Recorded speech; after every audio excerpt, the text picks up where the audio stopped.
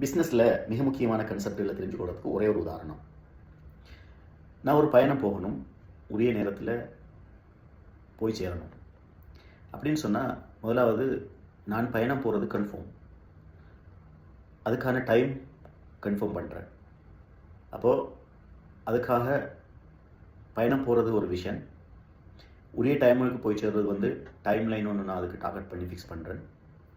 எத்தனை மணிக்கு போகிறேன், எத்தனாம் தேதி போகிறேன் என்பது.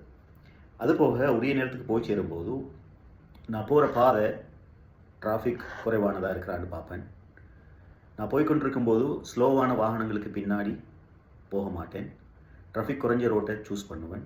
குறுக்கு வழிகளை விட டிராஃபிக் குறைஞ்ச ஹைவேக்களை சில நேரம் நான் சூஸ் பண்ணுவேன். போகிற பயணத்துக்கு நான் சூஸ் பண்ணுற வாகனம் எனக்கு பாதுகாப்பானதாகவும் அதே நேரம் இலகுவாக போய் சேர்ற வழியை கொண்டதாக இருக்கணும்னு நான் பார்ப்பேன். உரிய நேரத்தில் நான் போய் சேர்றதுக்கு இங்கே ஒரு விஷன் தேவைப்படுகின்றது, ஒரு டைம் லைன் தேவைப்படுகின்றது, ஃபோக்கஸ் தேவைப்படுகின்றது.